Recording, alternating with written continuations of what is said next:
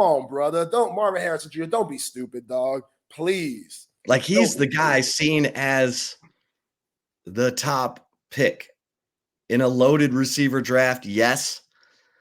But, like, I get AD Mitchell maybe thinking about it because, no one knows. No one knows how the testing, the pro day, guys rise in the eyes of teams.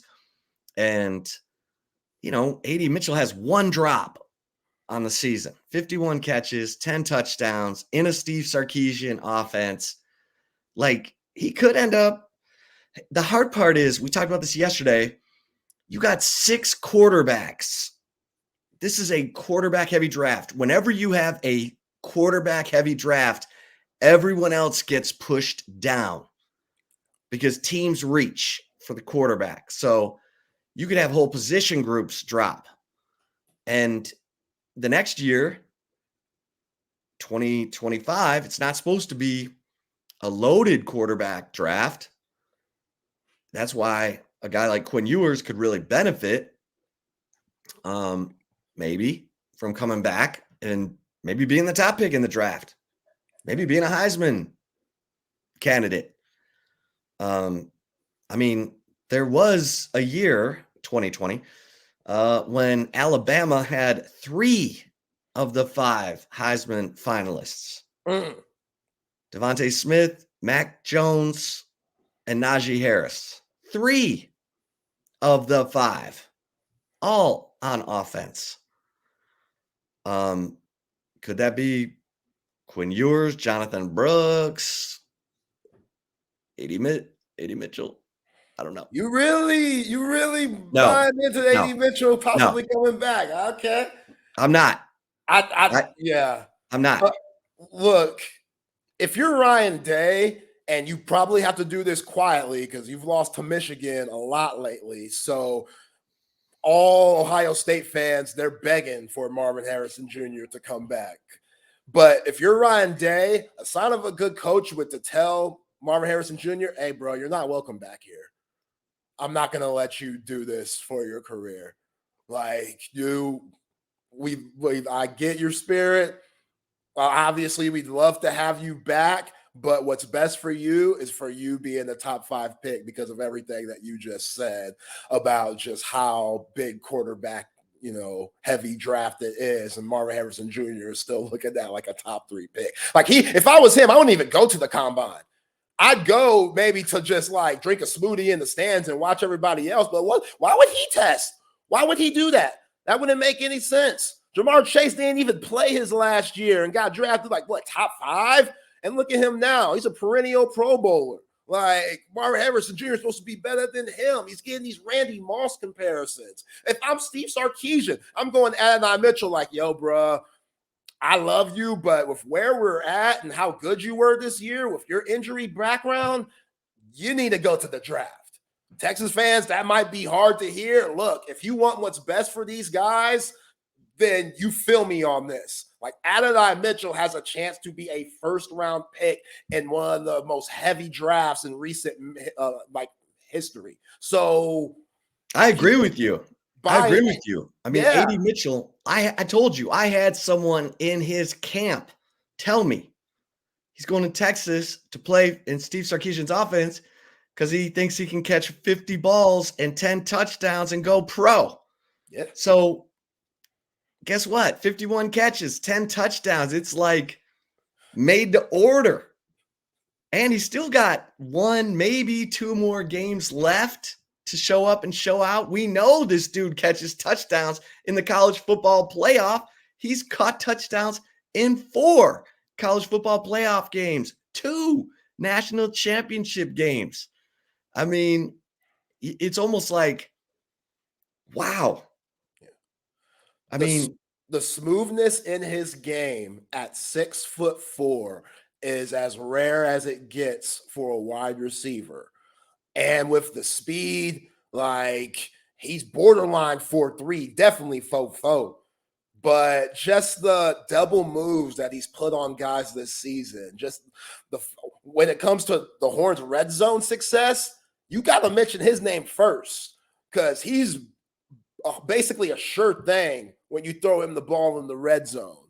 And yeah, like again, Sark, if he's the good coach like I think he is and the good guy like I think he is, when him and Adonai Mitchell have that talk, it needs to be, bruh, I'm not going to lie, I don't think we got a spot for you if you try to come back. Like, we get it. Like, you know you got $1, you're going to be able to provide for her for the rest of her life by making this move and jumping to the NFL. This is why you came here. You've helped us tremendously get to a college football playoff. Quentin Ewers, like the chemistry that they have. Like, this is why you came here. So same with Xavier Worthy. Like, those guys out, push them out. And that's good for business. That's good for when you look at these transfers and you're trying to get them to commit, and these recruits and these 5-star players like, hey, Adonai Mitchell, that could be you, son. Hey, Xavier Worthy, that could be you, bruh. Like, you could be those guys. That's why Ryan Wingo, like, we laughed off the little Rivals tweet that said Ryan Wingo might think about, decommitting and going somewhere else. And Ryan Wingo said, nah, hook him. Now we're staying with the Longhorns because he knows, hey, man, these wide receivers are out here getting money. So, yeah, I'm with that. Like, I'm with guys leaving. I'm with coaches leaving. Again, good for business. Like, that means you're winning. That means you're succeeding. That means the culture is different. Like you said the stats yesterday about just the lack of first-round picks on the offensive side that Texas has had before Bijan Robinson. It's sad. It's depressing. It's unacceptable. Vince Young to Bijan Robinson. 06 to 2023. 17 short years. That's what I'm saying. Like, that's disgusting. And that's all about to change. Yeah. Steve Sarkisian, he gets dudes drafted, man. Yeah. And now you see Matthew Golden from Houston in the portal. That's a name to keep an eye on. I like that. The name to keep an eye on. I mean, here's the sad thing. And not sad. Texas is going to have its pick because of what A.D. Mitchell did. For sure. A.D. Mitchell left a national championship team. And he came to Texas that won 8 games and lost 5 last year. And now he's still in the playoff. Georgia isn't. And he caught 50 balls and 10 touchdowns. Receivers are looking at that and saying, yeah, man, sign me up. Sign me up. I hope I'm as good as Adonai Mitchell. Yeah. But sign me up. Like Matthew Golden, I don't know, man. You may make the cut. You may not. Damn. Right? Yeah. Hey, that's what I'm saying. I got Juice Wells on line 3. Yeah. I got a USC receiver over here. Yeah. The only thing that's a negative that Sark's made very clear is that if you don't make that first team, you ain't playing, bro. You better buy into that process. If I was Sark, I'd let them know, like, yo, just keeping it real with you. My first team is my first team. Those are my dudes. They get all the reps. Those are my dudes. If they get hurt, God forbid, then you might get an opportunity, but don't get beat out. Because if you get beat out, you better lock in on special teams. And if you can't make it there, then, hey, you and that sideline are going to be very comfortable majority of the season. So that's just it. That's just got to keep it real. And that's how it was for Jalen Waddle, Henry Ruggs, Jerry Jeudy, and Devontae Smith. That was how for all those guys. Like, all those guys played the whole time. So, like, it is what it is. But, yeah. Jonte Cook got 8 catches for 136 yards, no touchdowns. My dude, Jonte was fiending. You could tell. But we saw that glimpse, though. We saw a glimpse of him showing what he could do. Like, hey, I could be wrong, but I think that's like a mirror image of what Casey Kane got last year. Really? I thought Casey Kane got a little bit more run than that. Okay, here we go. Ready? Casey Kane last year, 8 catches, 201 yards, No touchdowns. In 2022, Casey Kane got 8 catches. That's it. And 4 of them were in the Alamo Bowl. And one of them was the Hail Mary on the last play of the game for about 60 yards. Oh, my goodness. Wow. That tells you right there. It was Xavier Worthy, 60 catches. Jay Witt, 50 catches.